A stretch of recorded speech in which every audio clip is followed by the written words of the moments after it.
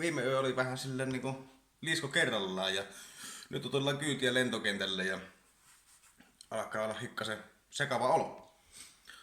Mitäpä on Tuomas mieltä? Villillä on ilmeisesti vähän rautaisemmat hermot kuin mulla. Makuuhuoneeseen menin, niin oven kun laitan kiinni kuorossaaminen rupesi kuulumaan heti olkkarista ja meikäinen aika pyöriskeli ja positiivinen yllätys. Tunti tuli kuitenkin unta viime yönä. Tästä se nyt sitten lähtee.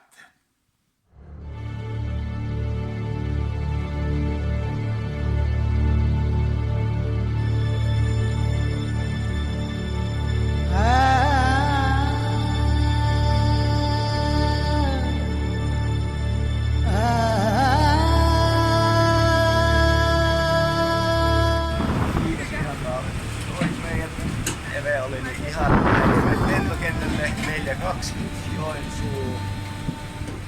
Veikkaan, että räntää päin naamaa. Mulla ei ehkä tule ikävä sitä edessä, mutta asiat voi muuttua.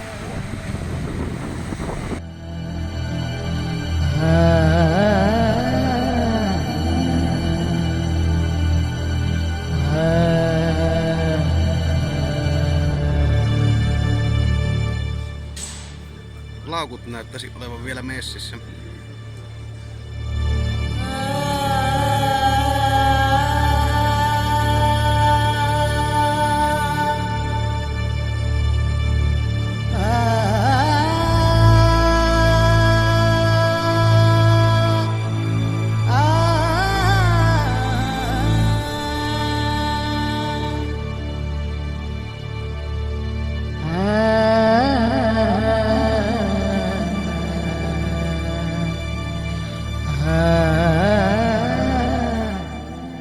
Ja näin sitä vaan perille päästiin. Taustalla näkyy tosiaan asunto, missä me asutaan. Ja paikkoja esitteli meille vähän paikallinen opiskelijapresidentti Ehrain.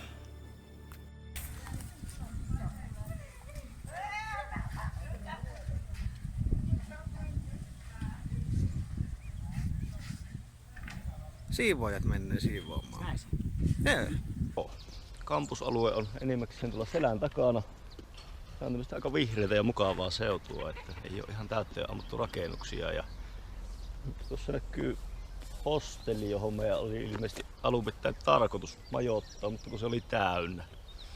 Samoin poikien asuntola, jossa olisi vaan pelkästään miespuolisia opiskelijoita. Sekin oli ihan tukossa. Niin me ollaan nyt täällä vähän syrjässä. Täällä on tämmösiä kivoja pikkutaloja.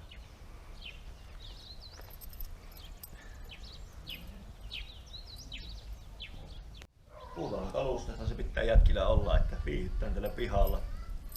Katsotaan mitä sisällä näyttää. Deluxe.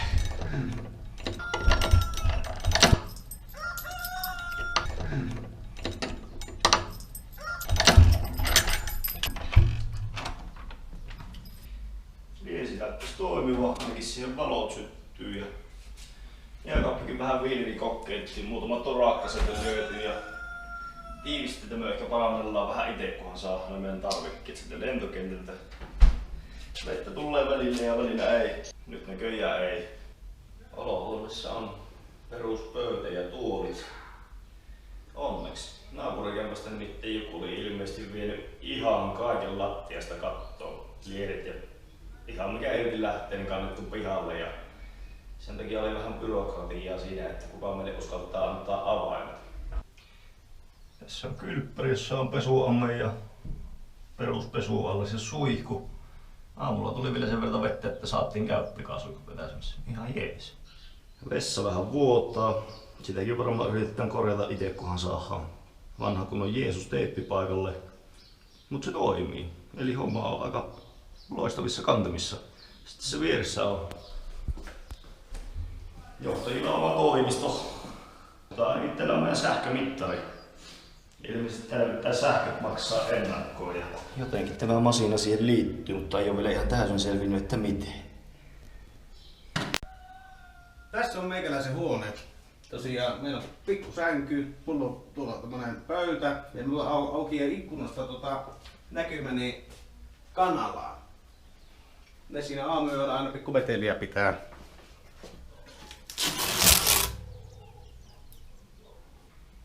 Tässä makuuhuoneessa on sitten sänkyjä ihan 2 kappaleen ja toissa on tämmönen tyylikäs keinonahkainen Adidas-lailla varustettu verhoilu. Ei huono. Ihan kiva siinä oli jo viime yö nukkuu. Puhelimessa yritin kysellä niitä laukkuja, niin siitä nyt ei tullut oikein tolokkua. Ne lupas soittaa takaisin ja kukaan ei soittanut, niin lähdettiin lentokentälle katsomaan. Mentiin ensin semmoisessa varastohuoneessa, jossa oli hylättyjä laukkuja muutamia kymmeniä. Tai sitten on vaan myöhässä tosi pahasti. Ei ollut siellä omia laukkuja, niin sitten päästiin katsomaan hihnalta, että löytyisiköhän sieltä. Ja sieltähän löytyi. Lopusta päätellen ne ei kerinyt siinä montaa minuuttia pyöriä. Ja sitten jännitetään, että mitä täällä on sisällä vielä jäljellä. Joo. Siellähän poliisit halus vähän availla laukkuja ja onneksi ne ei just tätä laukkua halunnut avata, koska vaikka me ollaan vähän tämmösiä hulivilejä, niin pikkusen me kuitenkin varauduttiin, että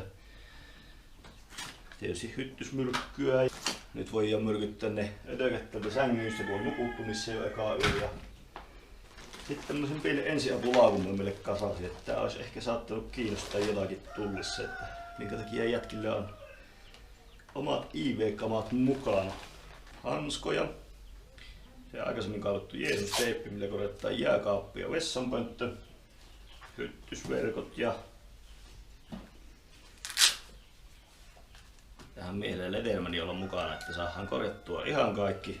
Sitten on vähän turkin pippuria, niin saadaan paikalle ja salmiakkia, niin miltä maistuu afrikkalaisessa suussa suomalaiset karkit. Ja nyt putkimies Tuomas korjaa meidän vessanpönttö. Joo, se on kuitenkin viemäri, mikä tuolta vuottaa ja vähän ikävä ajoitus, että se kaikki viemärisaasta sitten olisi tullut pitkin kämpän lattiin ja niin katsotaan, jos vanhemmoinen Jeesus ei korjaisi asiaa. Näyttäisi vähän siltä, että tätä joku maalainen teipille ei ole koettanut paikata, mutta onneksi meillä on vähän paremmat välineet.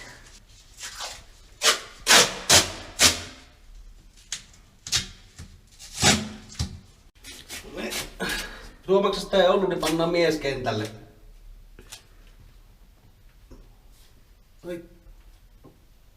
No, rehellisesti sanottuna ei näitä paljon paremmin onnistuva Villeltäkään. Eihän tää homma Villelle sen paljon paremmin onnistunut. Vessalattia on vieläkin märkä, mutta huomenna vissiin sitten kutsutaan putkimiestä. Kampuksella on ilmeisesti oma sellainen. Ville tykkäs pistorasian päälle, niin rupesi tapahtumaan. Paikalliset sähköt on meille vähän ihmetyksen aihe aina välillä, että viesi kuitenkin toimi äsken ja nyt välillä kun käyttää jotakin, niin alkaa tapahtumaan kaikkea tämmöistä jännää. Pistorasiat kuitenkin on ihan viimeisen päälle, kun katsoo täältä, että nämä on kaikkien standardien mukaan varmasti asennettu ja